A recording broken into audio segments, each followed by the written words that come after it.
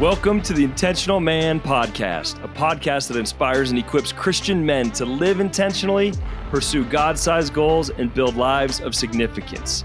I'm your host, Jonathan McGinley, a Maxwell certified life coach, speaker, and trainer, and the founder of Intentional Man. In this podcast, you will hear inspiring stories, learn helpful life practices, and gain valuable insights on how to grow into the man God has made you to be. Welcome and enjoy the show. All right, welcome back to the Intentional Man Podcast. I am stoked to be here with you today and excited to have my good friend, Jake Huebner, Dr. Jake Huebner on the line. Yeah. Jake, how you doing? Good. How are you doing, man? Doing pretty good. Jake is the owner, the founder of Colorado Muscle and Joint in Windsor, Colorado.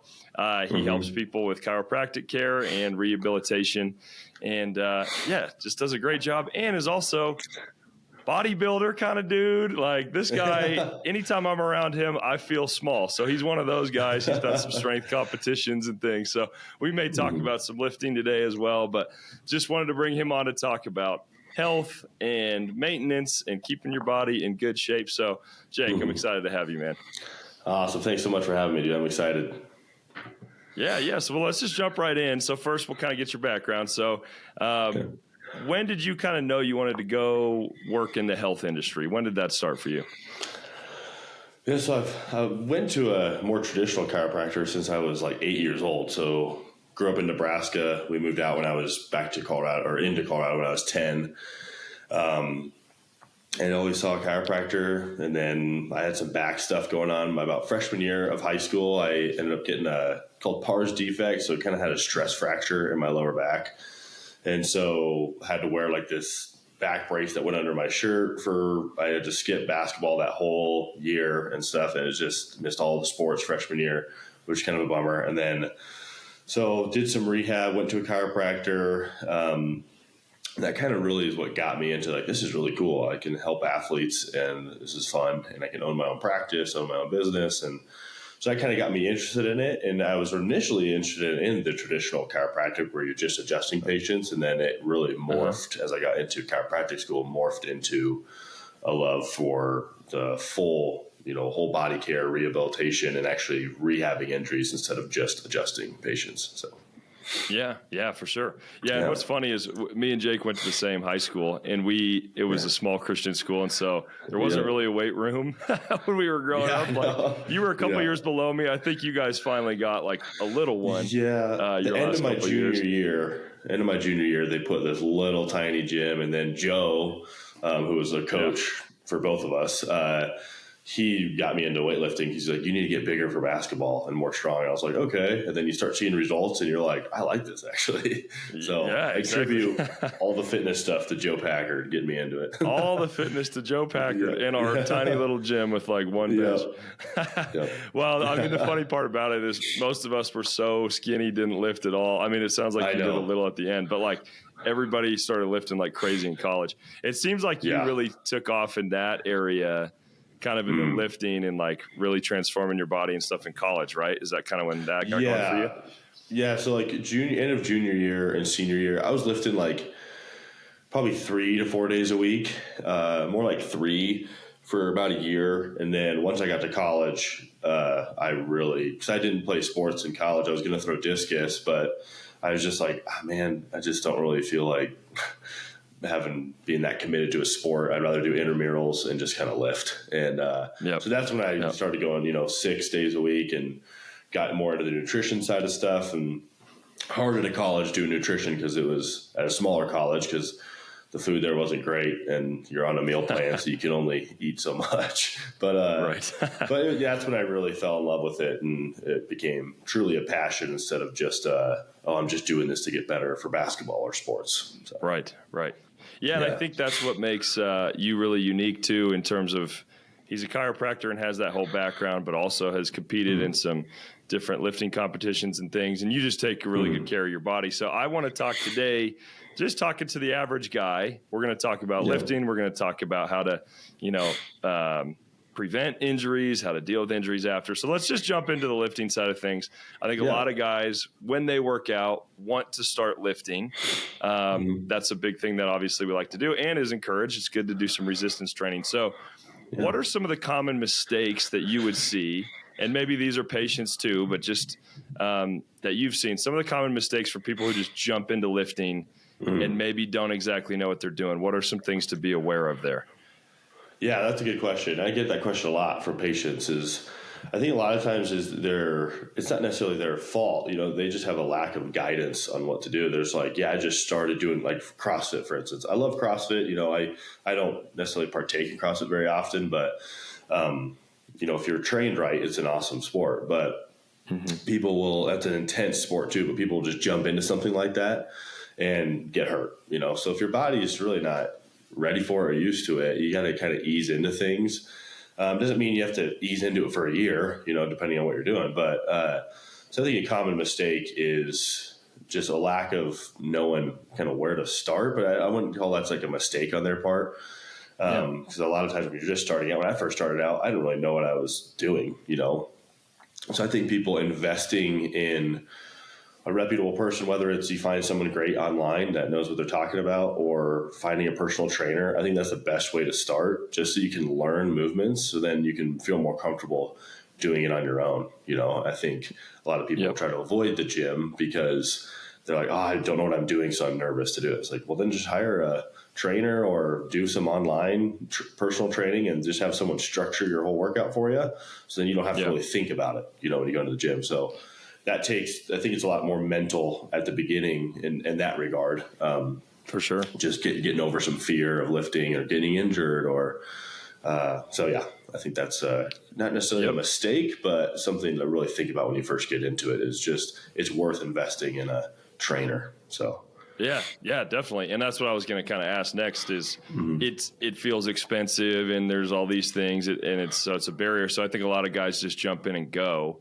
What have you seen from the guys who don't take the time to kind of get that knowledge base and really know what you're doing? You jump in. What are some of the, injuries you've seen or problems that can cause down the line if they've been doing it with bad form for a long time? What are some of those things? Yeah, so a lot of low back pain. That's obviously that's the most common musculoskeletal injury there is low back pain, and so I see a lot of low back pain from deadlifting and squatting, which I think deadlifts are the best exercise in the world. They're my favorite thing. And so a lot of people are surprised by that when as a chiropractor I say, deadlifts are the best exercise in my opinion in terms of, I'll get some flack for saying the best exercise. In my opinion, it's in terms of everything that it's doing for you, it's really good. But I see a lot of people who, I hurt my low back. I just jumped in, hurt my low back deadlifting, when there's just a lack of knowledge of how to deadlift really well, how to squat really well. So people that just kind of jump into things, I just see a lot of low back stuff or they start to, my elbow hurt a few weeks ago, but I just figured if I push through it, so it's a lack of, they don't have enough awareness of their body to know when to kind of back off and when to kind of push forward. So there's weeks where there's even months where I feel like I'm PRing every single week. That rarely happens. And then you have months where it's you feel like for a whole month, you just can't quite get to the weight I wanted to, or I just feel kind of weak in this, or my shoulder's kind of achy or something like that. And that's just getting more awareness of your body. So I see a common mistake is not knowing when to back off at the beginning, because you just go so hard. It's I see this guy on Instagram, I want to look like that. So I'm just going to go so hard, and then they hurt their shoulder, hurt their low back. And then what happens is they're like, well, when I tried lifting, it just hurt me. So I'm just going to stop doing that now because it hurts. And so then versus if they would have just taken some time to really learn how to do stuff and learn how to move well, then they could have avoided a lot of those things. And not saying you can truly prevent injuries, but you can make them less likely to happen. So that's a common mistake. Yeah, absolutely. Yeah. So, I heard you say a couple things in there. The first, you're talking about these big compound lifts. Squats, deadlifts, are those typically the ones that you can see can cause the most issues? Like if you're jumping out and you don't really know what you're doing? Yeah, because they're a lot more complex. A squat is pretty complex. Deadlifts, you're just picking something off the ground, but there's a lot more that goes into it than you'd think. For sure. And like there's different types of deadlifts, and foot placement matters, hand placement matters, the way you're positioning your torso and your head and all that stuff kind of plays a role in it. And it's not saying you have to have, when you're going for a max, your form is not going to be perfect. But yeah, squat and deadlifts are just probably the most complex compound movements. Yep. I mean, in terms of what I do on a daily basis, obviously there's like Olympic lifts that are insane where you're throwing weight overhead and like a snatch and all that stuff is, I think, more complex than a squat or deadlift. Yeah. So but that's not necessarily my territory as much as Olympic lifting as it is like bodybuilding or powerlifting is more kind of my realm. Sure. So yeah, I can speak more closely to that.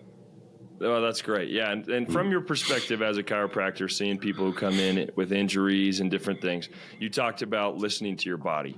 And I think this is a tough one, especially for guys, and especially if you're with like a group of guys and you're lifting.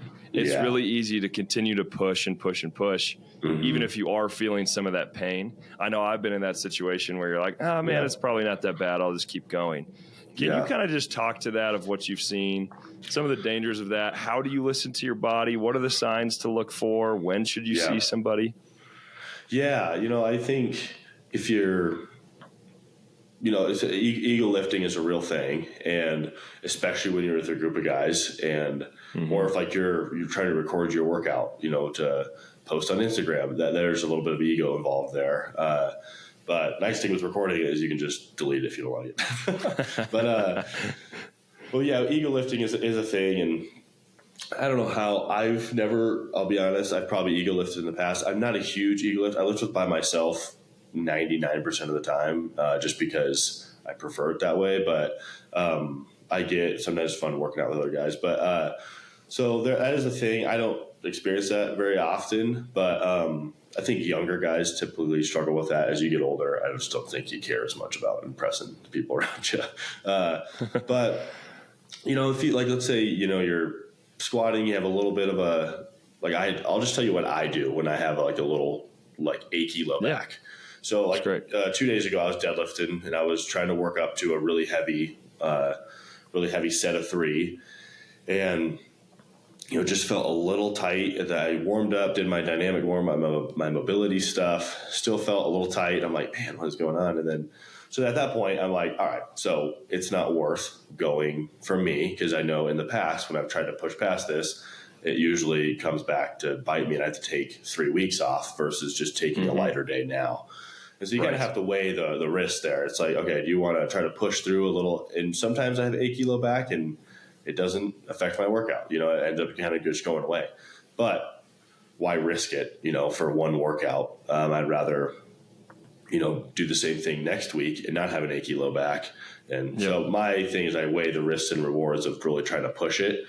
Because most guys, they're like, well, I got to push it. But it's like, okay, if you get hurt, though, then that's a month or 3 weeks or 2 weeks you have to take off from doing that. Yep. So it's like you're really not helping yourself. Yeah. So I think it's worth, if you feel a little tight, a little stiff, depending on what it is. If it's tight or stiff, you can probably work through that. If it's really painful, I kind of go by the rule of thumb is there's a traffic light model that I use. So 0 to 2, and everybody has a different range, but I use 0 to 2 is green light. And then 3 to 4 is yellow light. So green light is go ahead, keep pushing through it. If it's only like a 2. Some people would say 0 to 1. I say 0 to 2. But 3 to 4 would be yellow light, which is okay. We should probably modify this. Maybe decrease the weight, decrease the range of motion you're going through.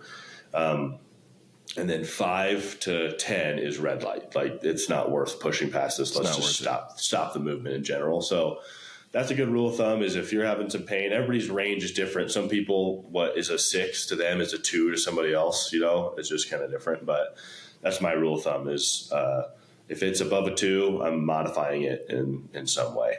So that's great. Yeah. And then in terms of going to see somebody, at what point you do that is, if you're really into watching, if you have no idea what's going on with your low back, you don't follow anybody on social media that has helped you with mobility or whatever, I would just go see somebody initially just because you're not really sure what's going on. But honestly, I think social media is great for a lot of that stuff because there's some terrible people out there on social media with rehab stuff. But there's some great people, and you can go watch them. And if you go through some of their mobility stuff or some of their exercises and it's not helping, then I think it's worth. I should probably reach out to somebody. But yeah, that's super helpful. I like that. Yeah. I like that red light, green light analogy. Yeah. I think that's a good kind of rule of thumb. And you mentioned longevity in terms of it's in all this, in the health world, it's a marathon. It's not a sprint. If you need to take a week off to make sure you don't get injured for 2 months, obviously that's more important, or just modify your exercises. Right.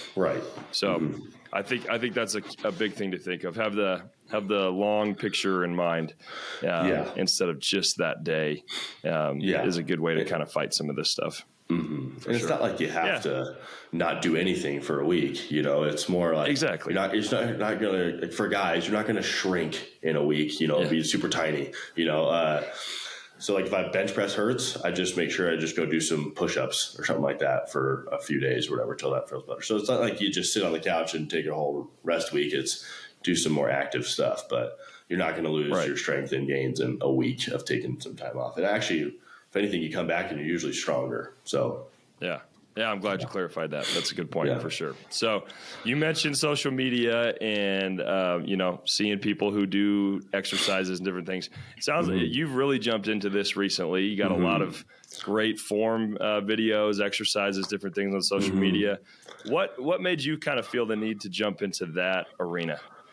Yeah, I was posting semi-consistently, as I've opened up practice, but not enough to really, kind of gain traction or anything. And I just saw like there's such a need for, like when I did post, people commented, what about this? Ask questions and all this. People that didn't even live, near us. And so I was like, man, there's really a need for it. And also it's fun getting the word out there about stuff, but it's also fun to see people interact with you and really take serious what you do. And that's what really was cool to me is people really taking their health serious by, messaging me or something. And so I think my biggest thing is I just want to help more people. And I love helping the people in Northern Colorado, but I just feel like there's so much more I can offer to people outside of Northern Colorado. So for sure. Yeah. So I really jumped into the online space and, started posting a reel almost every single day and, hired a videographer to really help like kind of up the level of the quality of it. And so that's been really fun. And it's amazing. It's so fun to be able to help more people that way. And it helps my own business too. So there's some benefit there for me. But of course. But main reason is just to really teach people that, like, especially for my prior injuries, that teach people, just because you had a prior injury doesn't mean that you have to stop doing those things. No matter who's told you. I'm sure there's doctors, chiropractors, physical therapists who have told these people, you shouldn't deadlift anymore. That's what I was told. You shouldn't squat anymore. Shouldn't deadlift anymore. And when I got told that, I was like, there's no chance I'm stopping that. So, and then I learned how to move better and move more frequently. And now I can deadlift and squat with really no back pain. So that's awesome. Yeah. And they're great videos. I would encourage you to go check out his page. There's just form videos and different exercises for different pains. And I know I've seen some good ones on there. I was experiencing a little neck pain the other day, and it's like Jake had a video right there. That was what do you do when you have some neck pain? So I would say definitely go check that out. Let's talk about some of this, some injury prevention, some stretching, some things like that. This is typically pretty hard for guys to buckle down and do, and be. And I'm just speaking for myself. I want to jump in and just get lift in, just get the workout going. Can you talk to me about the importance of stretching, especially and I think early on when you're young, it's not even on your radar. And then as you get older, it becomes just more necessary. But talk about that from an early age, why you should emphasize stretching and those kind of movements that you're teaching online.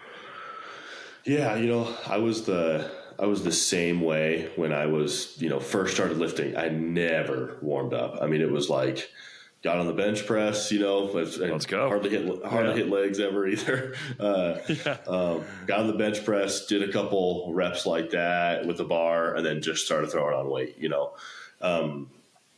And so every once in a while, I'll do something similar to that. If I'm crunched for time, I just know I'm not going to try to go really heavy. I'm just kind of working the muscle a little bit less in terms of intensity. But anyway, so the importance of, I'm really into mobility and the longevity of and health of your joints. And so, there's a bunch of stuff we go into that, but the importance of that is you really need to prime your body before movements. And as you get older, age is just, you're not going to move as well when you're, 70 as you were when you're 16. That's just life, Doesn't mean you can't move well, but it's just going to look different, Like I have some 7-year-old patients who move better actually than some 20-year-olds. So it is possible. It's just, most people just aren't that dedicated for that long. But anyway, so mobility, health and longevity of your joints and your body is so crucial, especially as you get older and as you get more into the gym. You'll notice if you're spending more and more time in the gym and you're not doing mobility stuff, and you're just going to be harder to progress over a longer period of time. So I hit like a huge plateau years ago, and I'm like, what is going on? And then I finally was like, I should probably really dive in more into mobility, health, and longevity of my joints. And so I started doing that, and then all of a sudden my numbers started creeping back up again. And I'm like, okay, so there's something to that. So then I just started hammering a lot of mobility stuff. And mobility meaning not just stretching your hamstring, like leaning over, stretching your hamstring, but really actively moving through what that joint's capable of. That's how you really improve mobility versus flexibility is just holding a static stretch, which is helpful to a certain extent, but not from a performance standpoint of view. Mobility is going to be far more important than just general flexibility. So, so it's important just for, if you want to keep progressing in the gym, you got to do stuff outside of the gym. That is, and obviously if you go to my page and look at that stuff, there you'll have stuff on there that will help improve the longevity of your lifts and your health. Yeah. But yeah, that's so it's great. important to, Yeah, definitely. So, and you mentioned something in there when you're talking about, 70-year-olds who are moving better than 20-year-olds and that they were dedicated for a long time. That just caught my attention. So what would that look like then if, we got guys on the call who are 20s, 30s, 40s, and we want to be dedicated to our health. We want to be 70 and moving fairly well. Yeah. What are the things that we need to be doing in order to kind of get to that point? What are some of the habits, practices, things that we should be doing consistently? Yeah. First thing, obviously, discipline, that's a buzzword, but, discipline is huge and that looks different for everybody, but it's really is, and because discipline is different, that's different than motivation. There's not every day, most times I go into the gym, I do not feel like warming up or doing my mobility stuff, but you just have to, because I don't want to get hurt and then not be able to squat or deadlift or bench or whatever. But I think it's really important developing a routine that it's just no matter what's happening during your day, you're at least doing those things, so yeah, maybe. So I write down, every night what the next morning today, I'm going to make sure in terms of health and fitness. Okay. I'm going to, nutrition for me is I'm eating pretty much the same thing every day, which sounds boring to people, but it's gotten me the results I want. And I'm just like, I'm not going to change that really, unless we go on vacation or whatever. I'm not going to be a stickler, but for the most part, especially if I'm getting ready for a competition, it's like, I'm not changing that. And then after that, it's like, okay, I'm going to go through my mobility routine, whether it's at the gym or in the morning, after coffee or whatever it is, kind of fit that in. But I have to do nutrition, that mobility, obviously, reading my Bible, those things are all in that grouping. But in terms of health and fitness, I have a mobility routine for my hips, for my low back, for my neck, for my shoulders that depending on the day too. So if I have a shoulder day that day, I'm running through that mobility routine a couple times. And that is like a non-negotiable. And so just kind of making those things a non-negotiable in your head, not like, if I have time, I'll run through my shoulder health mobility stuff. But it's like, no, if I can't, even if I can't go to the gym or something, even then that's like a non-negotiable. But Like if something happens at work, I can't go to the gym, I'm at least going to do my mobility stuff, because it's better doing something than nothing. So I'd say write it down and just make things a non-negotiable in your life. And that's important for any area of your life, to make certain things a non-negotiable that you do every day. But that's what's helped me is writing it down and scheduling stuff. Yeah. That's great. Yeah. Planning it, thinking about it the night before, having a plan before you even go into the day, committing to doing it. I know that's a huge thing for me is if I just go walk through a workout with no plan, don't have everything kind of scripted out of what I'm going to do. It's usually harder to stick to something, to go as hard as you could have. And especially the stretching stuff, for me, that'll be the first to go. If it's not like this is planned and this is committed, it's like, nope, I'm getting in here and I'm going. So I think that's a great point. And you brought up one of the common obstacles there at the end, which is time. So we're really busy. Feels like we don't have time. How much time are we talking here for like a mobility routine? What do you actually, how much time does that actually take? Mine max, depending on the day, will take 10, 15 minutes. Like it really doesn't take much time to train your joints and help the longevity and healthier joints, because people think, I got to stretch for 30 minutes. Honestly, that's like, you kind of get diminishing return there. Stretching and mobility stuff for too long, it's just not really doing anything extra for you, stretching longer.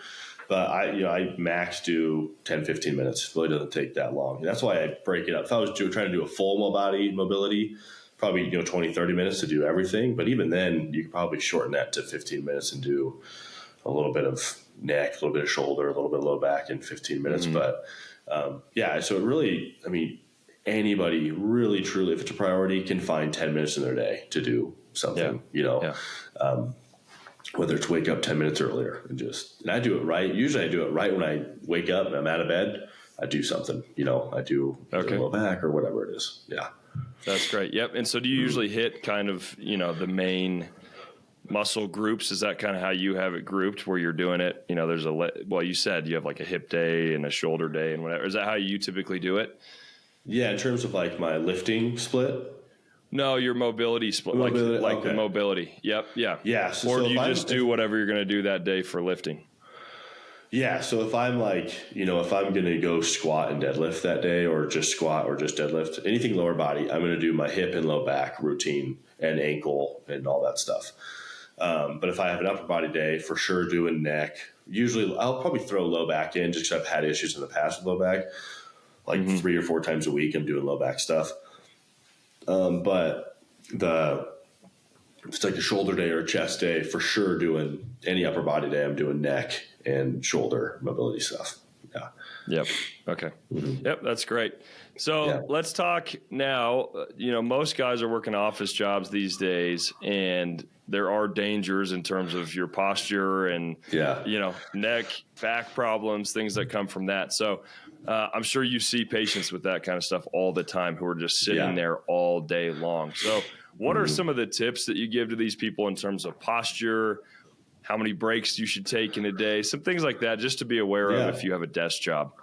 For sure. Yeah. No posture is inherently bad. Like sitting, standing, slouched over even is not bad. It's if you're in that position for hours, that's where you run into problems. So what I tell people is, like, your best posture is your next best posture or position, so if you're sitting all day, every day, you're probably going to run into some problems. But if you can switch every 30 minutes between sitting and standing, like that's why I encourage a lot of people to get standing desks. That's usually better. Or if you can't get a standing desk, just every 30 minutes, stand up and run through some different exercises, run through some mobility stuff to kind of just keep your body moving.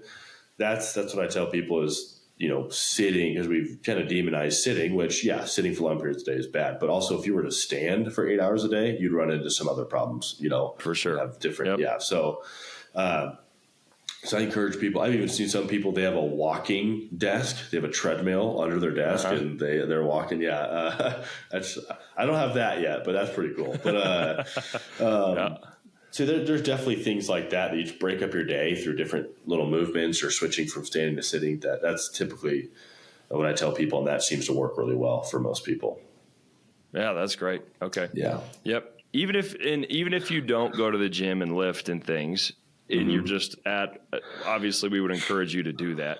But if you just are at a job where you're sitting there all day and you don't have some sort of fitness routine, should you do some sort of mobility stretches before or halfway? Like, is it necessary to warm up for your long day of sitting? That's the thing. That's a good question. Yeah. If you're not, I mean, obviously like you said, we encourage you to really work out and, combine resistance training, cardio, all that stuff. But if you hate the gym, always have, people that hate the gym though are probably less likely to do mobility stuff. Right.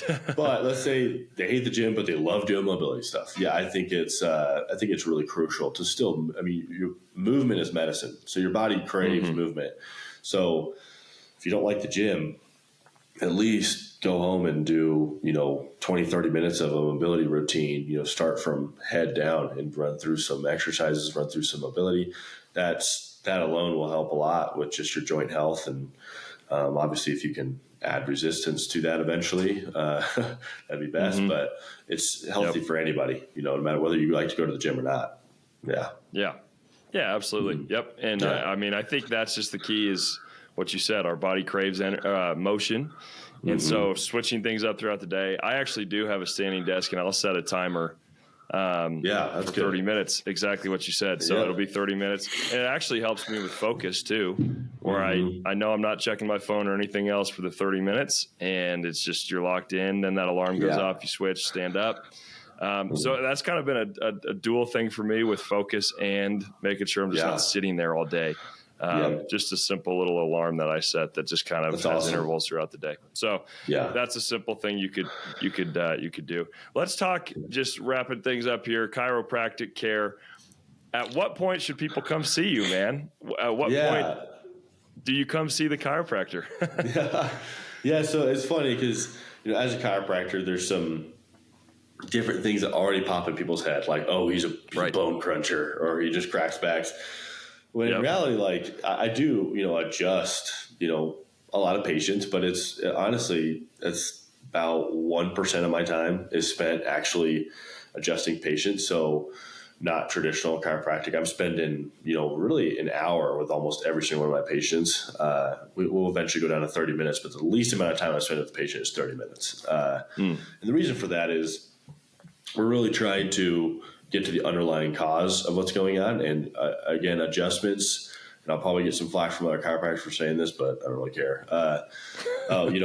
Like adjustments are great, but it's not really, like if you have really bad low back pain or sciatica or something, like an adjustment's really not going to do anything. Like it'll feel better in that moment because you've just overloaded the brain with sensory input. So it'll help for a little bit, but it's just going to come back. And you haven't really improved the function of that low back. So, I have like my bulletproof programs where it's, bulletproofing your low back. So it's really, and there's some patients I do turn away because, I only really work with people who are very dedicated to really solving, low back pain, hip pain, or your shoulder pain, whatever it is. So it's a very intensive process, but you get the results that you're looking for, the long-term results, not just a short-term fix. So I personally don't want to see patients for 5 years. I want to see patients for, only a certain amount of time, because by the time they're done with me, they're feeling better. And they have all the tools and knowledge and education necessary to then help themselves in the future. So they don't feel like because as practitioners, we really don't want to create a reliance. We shouldn't, create a reliance on what we offer to patients. Obviously I still have patients who come in just for, quote unquote maintenance stuff where they just like to get dry needled, and they're really active and stuff like that, but they don't like come in with the same injury over and over again, But if you're trying to figure out when you go see somebody, when you come see me, I say, if you're already kind of wondering if you should, then I would just go see somebody and just kind of or if it's me, if you're in town, if you're just wondering, I wonder if this has been going on for a while, I wonder if I should do something about this, then check out my page. If there's some helpful stuff on there and that helps, then great. But if you're like, I feel like I need something more than just a couple videos, then for sure, come and talk to me, reach out over Instagram or whatever, or email, and you can ask me some questions. And I actually do like free Zoom calls, like 30-minute Zoom calls or 20-minute Zoom calls with people. It's called a discovery call. They can book a quick call with me. We can chat about what they're dealing with and then kind of go from there, just so people don't feel like it's this huge commitment right away, Yep. So, yeah. Yeah. So in terms of pain level then too, are you encouraging people to come in? Is it important to see somebody early, maybe even before there's pain, or when there's barely any, or is it kind of like, man, yeah, now it's screaming a little bit, I got to go see somebody? What would you actually ideally tell someone then? Yeah. I've had people come in who they have zero pain. They just want to learn how to move better. They want to learn how to deadlift better, squat better.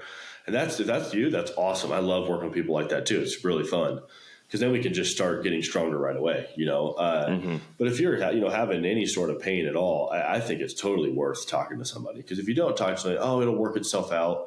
Maybe sometimes it does, but what if it doesn't that time, then it's helpful to, even if you don't work with somebody for a long time, just getting some sort of feedback from a doctor or practitioner who can kind of tell you what's going on is really helpful. So if you're having any sort of pain, it's worth talking to somebody. Yeah, that's great. Yeah. Perfect, man. Well, you've given us a lot of good tips, a lot of good info. I just want to finish with one question. This is the Intentional Man podcast. Just one simple question to you. What does it mean to actually be really intentional with your health? What does that mean to you? Yeah, I love that question. I think it's not just about getting into the gym. It is truly, when you get a lot of these guys, you can't have a balance in your life. You got to grind, and yeah, there's, work and all that stuff is a grind, and that's most guys who don't have, wife and kids, but there's a balance in life, and you can accomplish all the things you want to career-wise, financially, while still loving your wife, loving your kids. And so I think being an intentional man, intentional with your health and fitness, is your health is going to be so much more crucial than you realize when you do have kids or when you get married. It's almost more important at that time to take really good care of your body, because again, your family, your wife, your kids, or whoever is going to see you and they're going to absorb that. And, as men, we are leaders naturally. And so if we're not taking care of our bodies, then we can't really expect the people around us in our life to do the same, And so being intentional to health and fitness, especially in my opinion as a man, is so crucial, because people watch, people learn from you, especially your family. So if we're not putting that discipline, we're not willing to be disciplined in that area, or intentional in that area, then, how do we expect our families to be that way? So, and it's important for not only your own, your faith too.